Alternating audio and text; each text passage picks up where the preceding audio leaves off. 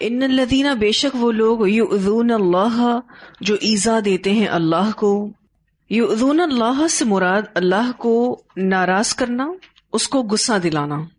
اس بارے میں حدیث بھی ملتی ہے. سیدنا ابو ہریرہ رضی اللہ عنہ بیان کرتے ہیں کہ رسول اللہ صلی اللہ علیہ وسلم نے فرمایا، اللہ تعالیٰ فرماتے ہیں زمانے کو برا کہہ کر ابن آدم مجھے ایذا دیتا ہے. زمانہ تو میں ہوں، رات اور دن کو میں بدلتا ہوں. اسے مسلم نے روایت کیا ہے.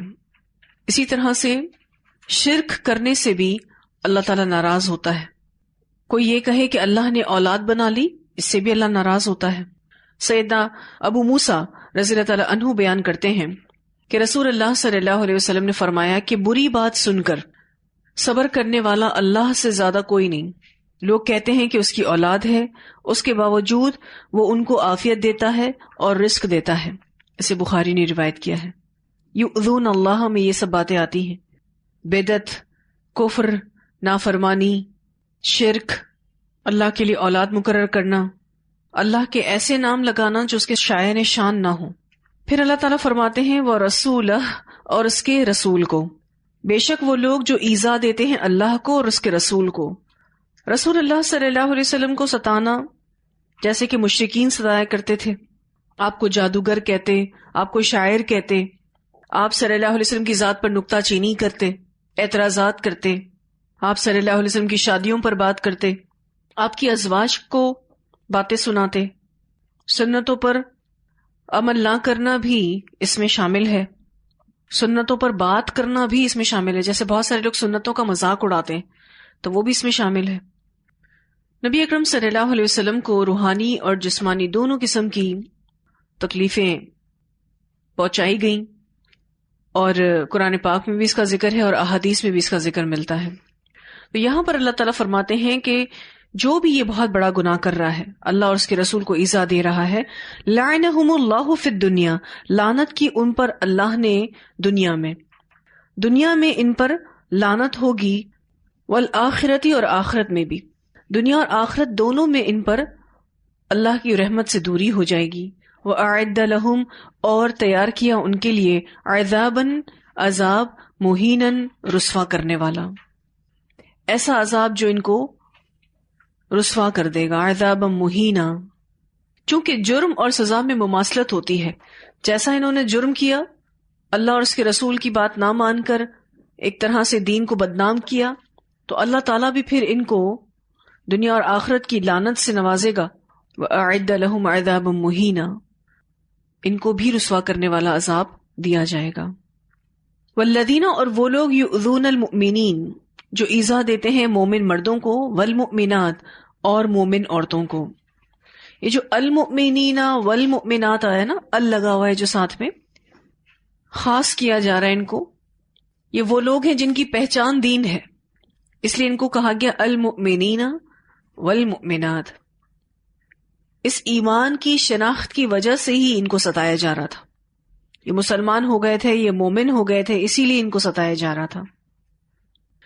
بے شک وہ لوگ جو ایذا دیتے ہیں مومن مردوں کو اور مومن عورتوں کو، بغیر مکتسبوا، بغیر اس کے کہ انہوں نے کمائی کی، یعنی بے قصور کسی مومن کو اذیت دینا. اللہ تعالیٰ فرماتے فقد احتملوا، تو تحقیق انہوں نے اٹھا لیا، بہتاناً بہتان، و اثما مبینا، اور گناہ کھلم کھلا. یعنی ایسے شخص کا گناہگار ہونے میں کوئی شک نہیں. اس آیت کا ایک پس منظر بیان کیا جاتا ہے. جب مسلمان عورتیں رات کو رفع حاجت کے لیے باہر جایا کرتی تھیں تو کچھ اوباش لوگ، بدماش قسم کے لوگ اور منافقین ان پر بیہودہ قسم کی باتیں کرتے اور ان کو چھیڑ چھاڑ کرتے. جب ان سے پوچھا جاتا کہ آپ ایسا کیوں کرتے ہو، ان سے جب باز پرس کی گئی تو وہ کہتے ہم سمجھے یہ لونڈیاں ہیں، ہمیں کیا پتا یہ تو شریف گھرانے کی عورتیں ہیں، ہم سمجھے لونڈیاں ہیں. وہ مومن عورتیں ہوا کرتی تھیں. پھر کچھ منافق ایسے بھی تھے جو رسول اللہ صلی اللہ علیہ وسلم کے پیٹھ پیچھے بدگوئی کرتے اور آپ صلی اللہ علیہ وسلم کی ازواج پر بیہودہ قسم کے الزام بھی تراشتے. تو اللہ تعالیٰ نے یہاں پر ان کے لیے یہ آیت اتار دی کہ والذین یؤذون المؤمنین والمؤمنات بغیر ما اکتسبوا فقد احتملوا بہتانا واثما مبینا. آج بھی آپ دیکھیں بہت سے مسلمانوں پر، مومنوں پر تانے اور اسی طرح سے بیہودہ باتیں، الزامات لگائے جاتے ہیں. مثلا حجاب کرنے پر کتنے لوگوں کو باتیں سنائی جاتی ہیں، عورتوں کو حجاب پر سنائی جاتی ہیں، لڑکوں کو داڑھی رکھنے پر یا ٹخنوں سے اونچی شلوار رکھنے پر، مرد اور عورت کی الگ الگ دعوت رکھنے پر کتنی باتیں سنائی جاتی ہیں کہ جہاں سیگریگیشن ہوتا ہے، جس میں کہا جاتا ہے کہ مرد الگ بیٹھیں گے، عورتیں الگ، مخلوط مجلسوں کی اجازت نہیں شریعت میں، تو اس پر کتنی باتیں سنائی جاتی ہیں. ایون سنہ طریقے پر نماز پڑھنے پر کتنی باتیں سنائی جاتی ہیں، عمل کرنے پر کتنی باتیں سنائی جاتی ہیں. تو آج بھی یہی ہو رہا ہے، اور یہ باتیں سنانے والے اس دور میں جو تھے وہ بھی آپ پر واضح ہے، اور جو آج بھی کسی مومن پر باتیں لگائے گا، اس کا کوئی قصور نہ ہو، اس نے کوئی غلطی نہیں کی، وہ شریعت پر عمل کر رہا ہے اور اس پر باتیں سننے کو اس کو مل رہی ہیں، تو اللہ تعالیٰ کہتے ہیں تو اس نے تحقیق اٹھایا بہتان. بہتان کہتے ہیں کسی کو ایسا قصور چسپاں کرنا جو اس میں نہیں ہے، کسی کو ایسا قصور چسپاں کرنا یعنی ایسا قصور لگانا اس کے اوپر، یا ایسا الزام دینا جو اس میں ہے ہی نہیں. اب جیسے کہ حدیث میں آتا ہے، سیدنا ابو ہریرہ رضی اللہ عنہ بیان کرتے ہیں کہ رسول اللہ صلی اللہ علیہ وسلم سے سوال کیا گیا غیبت کیا ہے؟ آپ نے فرمایا تیرے بھائی کا اس انداز میں ذکر کرنا جسے وہ ناپسند کرتا ہو. پوچھا گیا کہ جو بات میں کہہ رہا ہوں اگر وہ میرے بھائی میں فی الواقع ہو بھی تو بھی غیبت ہوگی؟ آپ صلی اللہ علیہ وسلم نے فرمایا اگر اس میں وہ بات موجود ہے اور تم کہو تو یہی غیبت ہے، اور اگر تم ایسی بات کہو جو اس میں نہیں ہے وہ تو بہتان ہے. اسے مسلم نے روایت کیا ہے. یعنی کسی کے اندر وہ غلطی موجود ہو اور اسی کو ہی ڈسکس کیا جا رہا ہو تو وہ تو غیبت ہے، وہی تو غیبت ہے. جو نہیں ہے اور اگر اس کے بارے میں بات کی جا رہی ہے تو بہتان ہے. تو ایسا شخص جو بہتان لگائے اس کے تو گناہ گار ہونے میں کوئی شک نہیں. وہ اثما مبینہ کہہ دیا گیا کہ اس نے گناہ کیا کھلم کھلا. اسی لیے کتنا زیادہ فوکس ہونے کی ضرورت ہے کہ ہماری زبان سے بھی کسی مسلمان کے لیے، بلکہ کسی کے لیے بھی نہ غیبت نکلے نہ بہتان. بہت ضروری ہے اپنی زبانوں کو قابو میں رکھنا. بسا اوقات تو یہ چیزیں اتنی روٹین میں آ جاتی ہیں کہ لوگ یہ سمجھتے ہیں کہ ہم تو ایک ڈسکشن کر رہے تھے، حالانکہ وہ ہوتی غیبت ہے. اور اتنا بڑا گناہ ہے غیبت کا، کبیرہ گناہوں میں سے آتا ہے غیبت کرنا. قرآن پاک میں آپ آگے پڑھیں گے کہ یہ غیبت ایسی ہے جیسے کوئی اپنے مرے ہوئے بھائی کا گوشت کھائے. اتنی کراہت دلائی گئی ہے، اتنا یہ کبیرہ گناہ ہے. اور یہ اگر کسی کو پتہ چل جائے نا تو اس کو تکلیف ہوگی. اس باتوں کا، غیبت پر مبنی باتوں کا، جس کی غیبت ہو رہی ہے اس کو پتہ چل جائے تو اس کو تکلیف ہوگی. ایون کسی کا ایسا ذکر بھی کرنا، مثلا کسی کے بارے میں ہم بات کر رہے ہیں، اس انداز میں بات کر رہے ہیں کہ اگر اس کو یہ انداز بھی پتہ چلے تو برا لگے، یہ بھی غیبت ہے. کسی سے کیا ہم کسی کی شکایت نہیں کر سکتے؟ کر سکتے ہیں. کس صورت میں؟ جب وہ شخص اس ظلم کا مداوع کر سکتا ہو. ہم نے چھٹے پارے کے شروع میں پڑھا تھا نا کہ اللہ تعالیٰ برائی کی تشہیر کو پسند نہیں کرتا، مگر وہ جس کے اوپر ظلم ہوا ہے تو وہ اپنے ظلم کا ذکر کر سکتا ہے، لیکن صرف اسی سے ہی جو اس ظلم کا مداوع کر سکتا ہو، ورنہ تو فائدہ ہی نہیں ہے بات کرنے کا. اب دو لوگ آپس میں باتیں کر رہے ہیں، مسلمانوں کو ڈسکس کر رہے ہیں، فائدہ کچھ بھی نہیں ہے، اپنے نامہ اعمال کو خراب کر رہے ہیں. اور یہ اگر پتہ چلے کسی کو تو واقعی وہ کسی کو اذیت دینے والی بات ہے. یا ایھا النبی، اے نبی صلی اللہ علیہ وسلم، قل کہہ دیجئے لی ازواجکا، اپنی بیویوں کو، و بناتکا، اور اپنی بیٹیوں کو. آپ صلی اللہ علیہ وسلم کو حکم دیا جا رہا ہے کہ آپ اپنے گھر والوں میں اپنی بیویوں کو کہیے اور اپنی بیٹیوں کو کہیے، ونساء المؤمنین، اور اہل ایمان کی عورتوں کو کہیے، یدنین علیہن من جلابیبہن، وہ لٹکا لیں اپنے اوپر سے اپنی چادروں میں سے، اپنے جلباب میں سے. جلباب وہی بڑی سی چادر جو ہوتی ہے جو حجاب کے لیے آپ پہنتے ہیں. یہ حکم جو اب ہم پڑھنے لگے ہیں، اس حکم کے ذریعے اللہ تعالیٰ نے ان اوباش منافقوں کی بیہودہ باتوں اور چھیڑ چھاڑ کا سد باب کیا ہے۔ وہ جو باتیں مومن عورتوں پہ کیا کرتے تھے، اللہ نے ایسا حکم اتار دیا کہ ان کی بیہودہ باتوں اور چھیڑ چھاڑ کا سد باب ہو سکے۔ سد باب کہتے ہیں دروازہ بند ہو سکے۔ اللہ تعالیٰ کہتے ہیں کہ اے نبی صلی اللہ علیہ وسلم، آپ اپنی بیویوں سے کہیے، لِأَزْوَاجِكَ، اپنی بیویوں سے، ساری ازواج کو کہیے، اپنے گھر سے اس حکم کی شروعات کیجیے۔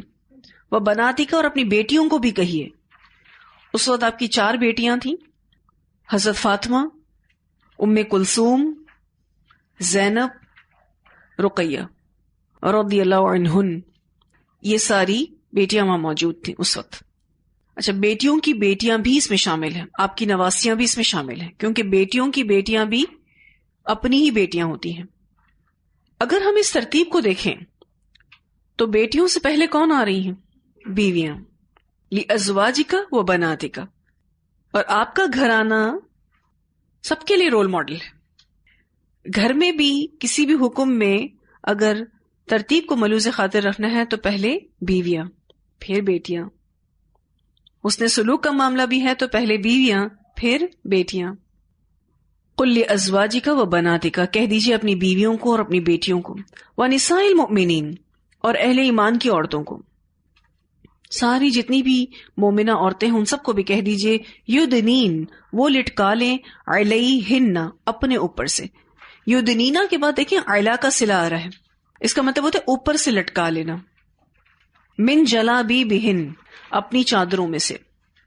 جلابیب کہتے ہیں، جلباب کہتے ہیں چادر دوپٹے کے علاوہ، چادر دوپٹے کے علاوہ، یعنی ایک تو دوپٹہ ہوتا ہے جو آپ کے ساتھ ہر وقت رہتا ہے، لیکن اگر ہم باہر جائیں گی تو پھر اب اس کے اوپر کی جو جلباب ہے، بڑی سی چادر، حجاب کی شکل ہو سکتی ہے، عبایا اور اسکارف بھی حجاب کی شکل ہو سکتا ہے، پردہ کرنا ہے، بس اپنے آپ کو کور کرنا ہے۔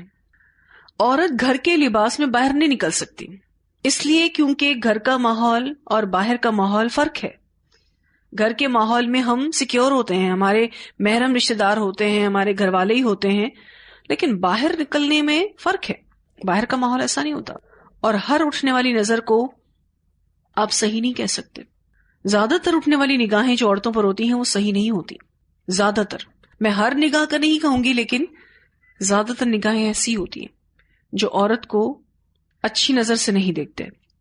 اور ویسے بھی ہم نے پیچھے سورہ نور میں بھی پڑھا تھا کہ عورت میں مردوں کے لیے ایک کشش اللہ نے ہی رکھی ہے، اس لیے عورتوں کو محفوظ کر دیا گیا ہے حجاب کے ذریعے۔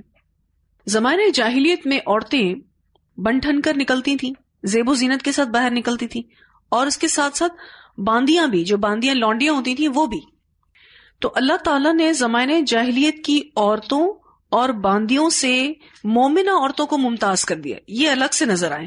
اللہ تعالیٰ کہتے ہیں ذالک ادنا، یہ قریب تر ہے، ان یعرفنا، یہ کہ وہ پہچان لی جائیں، فلا یؤذین، پھر وہ ستائی نہ جائیں۔ اللہ نے یہ حکم اس لیے اتارا ہے، نمبر 1 ان یعرفنا، کہ وہ پہچان لی جائیں، کہ وہ زمانہ جاہلیت کی عورتوں کی طرح کوئی عورت نہیں ہے، وہ کوئی لونڈی نہیں ہے، وہ پہچان لی جائیں کہ وہ مومنہ عورت ہے۔ یہ حجاب ہمارے لیے کیا ہے؟ پہچان ہے۔ اب کوئی عورت بغیر حجاب کے باہر نکل رہی ہے، وہ اپنی پہچان کے بغیر باہر نکل رہی ہے۔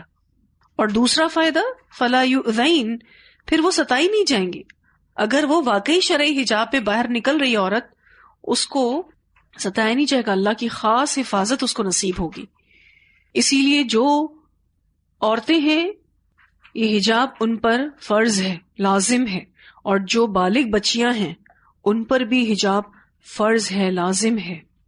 کسی صورت بغیر حجاب کے بالغ بچیوں کو نہیں نکالا جا سکتا، نہ کہیں باہر کسی بازار میں، نہ کسی اور جگہ پر، اور نہ کسی دعوت میں، کہیں پر بھی نہیں، کیونکہ ہم نے بڑے کرائیٹیریاز بنا کے رکھے ہیں کہ ہم اگر باہر نکلتے ہیں تو ہم حجاب پہنتے ہیں، اور ہم جیسے ہی ایسی دعوت میں چلے جاتے ہیں جہاں مردوں کو بھی شامل کیا جاتا ہے اور مرد بھی وہاں موجود ہوتے ہیں، اور اگر ہم وہاں جا کے حجاب اتار دیتے ہیں تو پھر یہ حجاب نہیں ہے۔ حجاب پھر ہر جگہ ہوگا، گھر سے باہر نکلے اب حجاب ہی میں رہیں گے جب تک کہ گھر واپس نہیں آ جاتے. ہر بالغ عورت اس میں شامل ہے. یدنین علیہن من جلابیبہن. اب جو اس سے الگ ہیں خواتین جو حجاب نہیں کرتی ہیں یا حجاب کرنے میں پتہ نہیں کتنا سوچ رہی ہیں خود یا اپنی اولادوں کو، تو پھر وہ نساء المؤمنین میں نہیں آتے، کیونکہ اللہ تعالیٰ نے کہا قل لازواجک و بناتک و نساء المؤمنین. آپ صلی اللہ علیہ وسلم کی بیویوں نے اس حکم پر بھرپور عمل کیا اور آپ کی بیٹیوں نے بھی بھرپور عمل کیا. اب مومنین عورتیں، اس دور کی مومنین عورتوں نے اس پر بھرپور عمل کیا. ہر دور میں جو بھی مومن عورت ہوگی وہ اپنے حجاب کو لے کر بہت سینسٹیو ہوگی، کیونکہ یہ اللہ کا حکم ہے. اس کے لیے یہ دونوں چیزیں یعرفنا نمبر 1 اس پر لگا دیں، فلا یؤذین، اور نہ وہ ستائی جائیں گی. کیونکہ جب منافق مردوں سے یہ کہا گیا تھا کہ آپ نے ان پر بیہودہ گفتگو کیوں کی، ان کو آپ نے چھیڑ چھاڑ کیوں کی، تو انہوں نے کیا جواب دیا تھا کہ ہم سمجھے یہ لونڈیاں ہیں. تو اللہ تعالیٰ نے کہا تم حجاب کر کے باہر نکلو تو یہ سمجھ جائیں گے کہ یہ دور جاہلیت کی عورتیں نہیں ہیں، یہ لونڈیاں نہیں ہیں، یہ مومنہ عورتیں ہیں، پھر ستائی نہیں جائیں گی. اور ہم سب کا یہ ایمان ہونا چاہیے کہ جب ہم حجاب میں ہوتے ہیں تو اللہ کا وعدہ ہے کہ نہیں ستائی جائیں گی تو نہیں ستائی جائیں گی. ہمارا ایمان ہونا چاہیے اس پر. اگر پھر بھی کوئی حجاب میں ستایا جا رہا ہوتا ہے تو پھر وہ ایک آزمائش بھی اس کے اوپر ہو سکتا ہے، یا پھر ہو سکتا ہے کہ اس کے حجاب میں کوئی نہ کوئی کمی ہے، کوئی نہ کوئی کوتاہی ہے. ورنہ ایک باروب عورت جب پورے مکمل حجاب میں باہر نکلتی ہے تو اگر کسی نے غلط نگاہ سے اس کو دیکھا بھی ہے تو وہ نگاہ کو کچھ حاصل نہیں ہونے والا. عورت پوری طرح سے چھپی ہوئی ہے تو اس کو کچھ حاصل ہونے والا نہیں ہے. کیونکہ یہاں معاشرہ اتنا خراب ہو چکا ہے کہ اگر کوئی عورت حجاب میں بھی نکلتی ہے تو بھی اس کو پورا اوپر سے لے کر نیچے تک گھورا جاتا ہے. ماحول کا معاملہ ہے نا، اس دور میں بھی ایسا تھا، آج بھی ایسا ہی ہے. معاشرے کے جو ایشوز ہیں اسی لیے اللہ تعالیٰ نے قیامت تک کے لیے حکم اتارے ہیں. وَكَانَ اللَّهُ غَفُورًا رَحِيمًا، اور ہے اللہ تعالیٰ غفور الرحیم. آخر میں اللہ تعالیٰ نے اپنی ان 2 صفات کا ذکر کیا کہ ماضی میں اگر کوئی بے پردگی ہو گئی ہے، ماضی میں اگر کوئی کمی کوتاہی رہ گئی ہے، اب عمل کر لو، اب عمل کی طرف آ جاؤ. اللہ پچھلے گناہوں کو معاف کرنے والا ہے، وہ رحم فرمانے والا ہے. یہ حکم اللہ کی رحمت ہے ہمارے لیے. پردے کا جو حکم ہے یہ رحمت ہے اللہ تعالیٰ کی، کیونکہ ماضی میں اگر کوئی غلطی ہوئی ہے اس کی جب اصلاح ہو جاتی ہے تو اللہ کی مغفرت اور رحمت نصیب ہوتی ہے کہ ٹھیک ہے جو پتہ نہیں تھا جب تک غلطیاں ہو گئیں اب نہیں کریں گے انشاءاللہ. تو پھر ایسا شخص اللہ کی مغفرت اور رحمت کا مستحق بن جاتا ہے. جیسے کہ میں نے آپ سے بھی ذکر کیا کہ عورتیں رات کو قضاء حاجت کے لیے نکلتی تھیں اور منافق انہیں لونڈیاں سمجھ کر بہانے سے ان پر آوازیں کستے تھے، اور اللہ تعالیٰ نے یہ آیت اتار دی کہ آپ لمبی چادروں میں باہر نکلو، آپ اپنے آپ کو کور کر کے باہر نکلو تو آپ کو پریشانی نہیں ہوگی. اس بارے میں ام سلمہ رضی اللہ تعالیٰ عنہ بیان کرتی ہیں کہ جب یہ آیت نازل ہوئی تو مومن عورتیں اپنی چادروں میں سے کچھ حصہ اپنے چہروں کے اوپر لٹکا لیا کرتی تھی، جیسے گھونگھٹ کی طرح ڈال لیا کرتی تھی. تو انصار کی عورتیں جب باہر نکلتی تو ایسا لگتا ان کے سروں پر کوے بیٹھے ہوں، ان سیاہ چادروں کی وجہ سے جو انہوں نے اپنے سروں پہ لینا شروع کر دیا تھا. ایسا کور کیا ہوا تھا انہوں نے پورا اپنے منہ کو، ایسا لگتا تھا جیسے سر پہ پورا کوئی کوا بیٹھا ہے. اسے ابو داؤد نے روایت کیا ہے. اسی طرح سے سیدہ عائشہ صدیقہ رضی اللہ عنہا بیان کرتی ہیں کہ جب رسول اللہ صلی اللہ علیہ وسلم صبح کی نماز پڑھ لیتے تو عورتیں اپنی چادروں میں لپٹی ہوئی واپس جاتی، حالانکہ وہ اندھیری کی وجہ سے پہچانی نہیں جاتی تھی. اسے بخاری نے روایت کیا ہے. اس حدیث میں واضح طور پر یہ بتایا جا رہا ہے کہ رات کے ٹائم پہ جب کسی کو ہم نظر نہ بھی آئیں تو بھی حجاب کرنا ضروری ہے. حالانکہ رات کا اندھیرا تھا، وہ پہچانی نہیں جا سکتی تھی، لیکن پھر بھی بڑی بڑی چادروں میں آتی تھی. تو واضح ہے یہ آیات. تلاوت سنتے ہیں ان آیات کی. ان الذين يؤذون الله ورسوله لعنهم الله في الدنيا والآخرة وأعد لهم عذابا مهينا والذين يؤذون المؤمنين والمؤمنات بغير ما اكتسبوا فقد احتملوا بهتانا وإثما مبينا. يا